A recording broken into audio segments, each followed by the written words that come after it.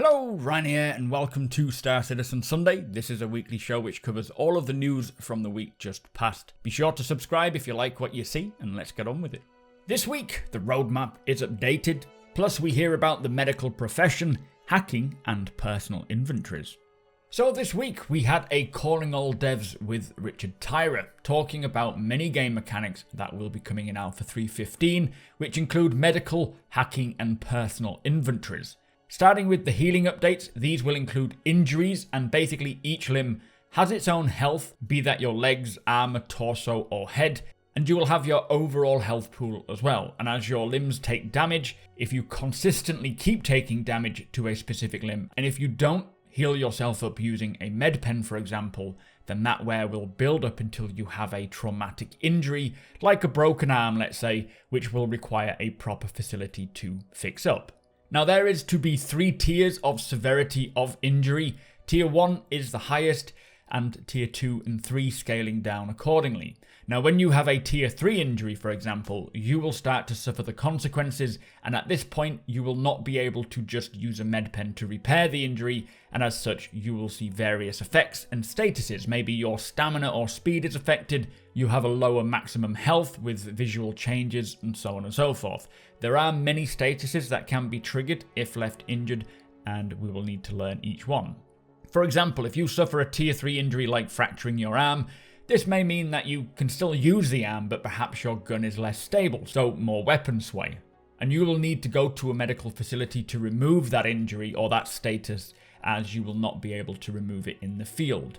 Which kind of leads to the next point. There will also be different tiers of medical facility like we've heard in the past. We have Tier 1, 2 and 3, which do correspond to the injuries you've sustained. So a Tier 3 facility can only heal Tier 3 injuries, Tier 2 can heal both Tier 2 and 3, and then Tier 1 can handle all injuries. Now a physical hospital at a landing zone, for example, is classed as a Tier 1 facility, being the best there is and can heal everything. The 890 Jump and Karak, for example, will be Tier 2, and then the Cutlass Red will be a Tier 3. Now they didn't specify about the Endeavour or the Apollo ships.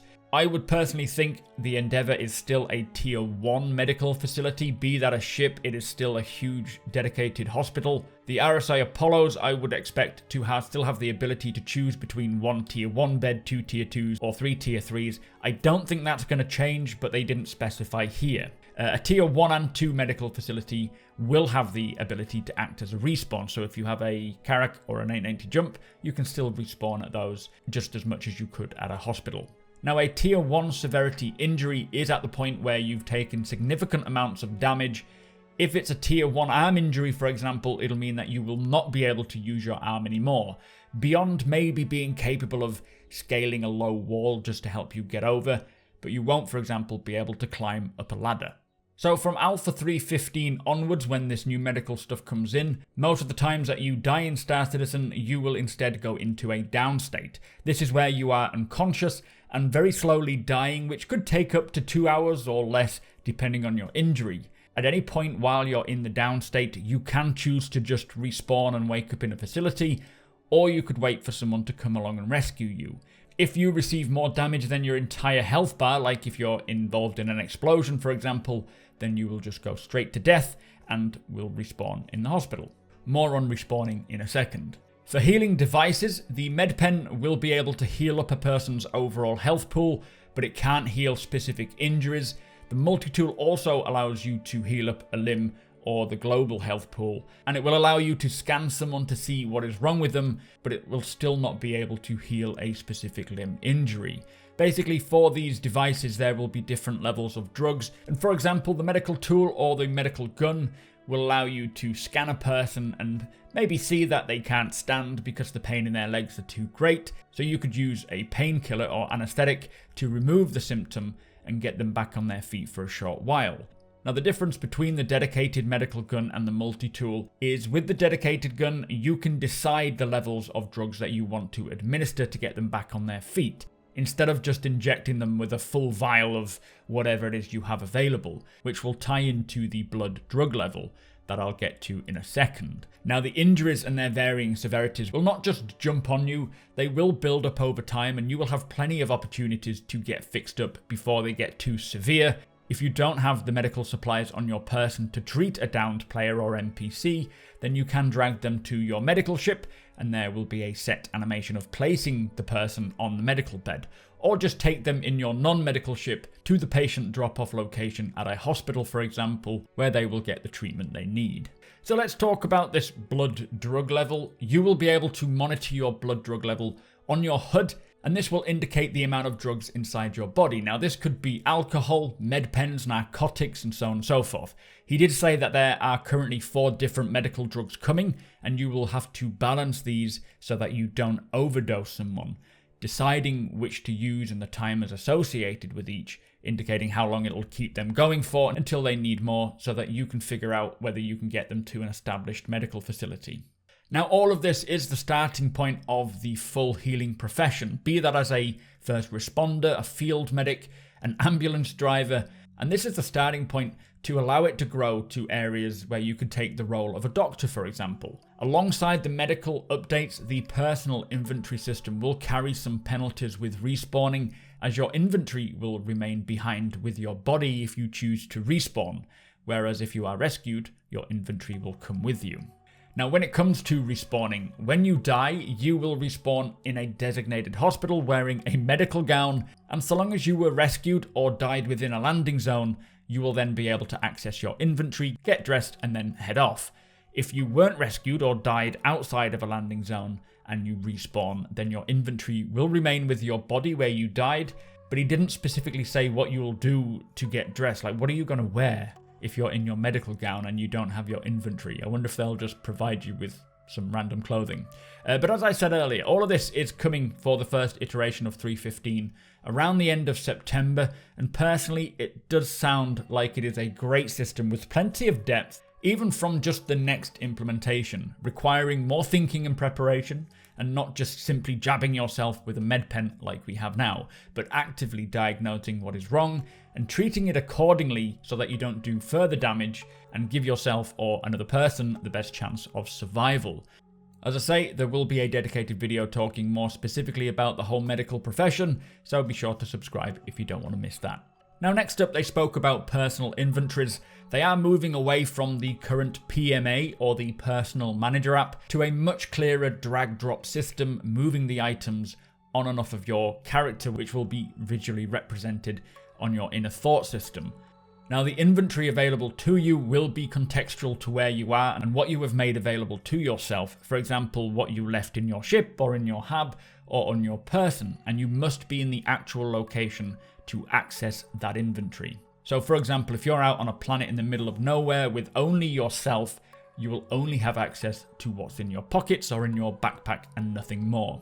Alongside this, there will be a new Mobiglass app called the Asset Manager. This will show you where all of your items are and where you need to go to get them. Now, of course, this is a huge change, one that we were hoping to see in Alpha 3.14, but of course it got pushed back to 3.15, and I would expect over the course of the next series of Inside Star Citizens, we will be seeing this system in action. Now, for FPS radar and scanning, it'll be exactly the same as they have for the ships in Alpha 3.14. It uses the same systems and works in the same way, but for FPS, it will be more tied to decibels, so sound, rather than IR, EM, and cross-section. This means you will be able to use sound to mask radar signatures, so ensuring that your surroundings are louder than what you're doing will make you harder to detect on someone's passive radar. If you ping out, people in your vicinity will be notified that someone is pinging, and you will kind of flare up on other people's FPS radars. So when you ping, you're basically shouting into the dark, revealing your location, but at the same time seeing if there is anything out there. Now, FPS radars only passively detect sound, but pinging will reveal infrared, electromagnetics, and more thoroughly decibels as well. Scanning is just like ship scanning. For example, scanning a person will reveal what they're carrying, the org that they're associated with, their actor status, criminal record, and so on, which will be great for bounty hunting, being able to ID a bounty or target. I do hope that once the FPS system comes in, again I think it is 3.15 that this FPS radar and stuff is coming in, then I hope that they will expand on the bounty mechanic and incorporate this as well. Finally, we heard more about the hacking system, which will repurpose the hacking chips. Basically, you will be using the maintenance access terminals, which is there for a legitimate engineer who would access this system for general maintenance using their skeleton key, whereas a player will be using this illegal key to just hack into the system. Now, when you plug in, it'll bring up a minigame on your visor, which requires you to manipulate a 3D board, avoiding AI and collecting fragments of the access code.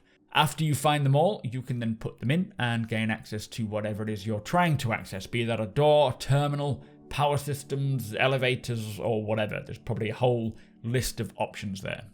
There will be a scaling difficulty with hacking. Some won't have AI to avoid, others will have multiple AI or timers and more complex boards to navigate. Now, the idea behind this and not a scripting gameplay is that someone within the verse at some point has created this 3D program to help people hack without having to script.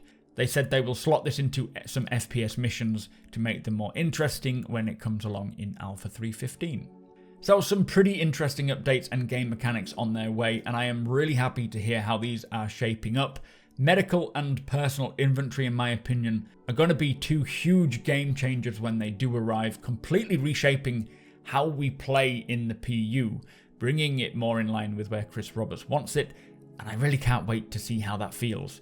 As I mentioned earlier, I will be covering the medical information in more detail in a dedicated video, so keep your eyes out for that, and I'm certain that over the next series of Inside Star Citizen, they will be delving into exactly what we spoke about here and seeing how they all work. But with that said, that was Calling All Devs. Let's move on.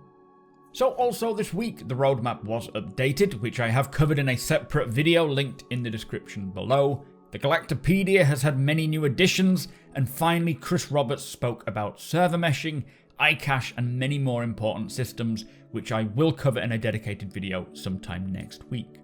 So that brings us to the end of the show. If you do enjoy my content, please consider subscribing and hitting that like button. Also, I am able to do this thanks to my very generous patrons and channel members. If you appreciate what I do and would like to help make it even better from as little as $1 a month, all of the links are provided below.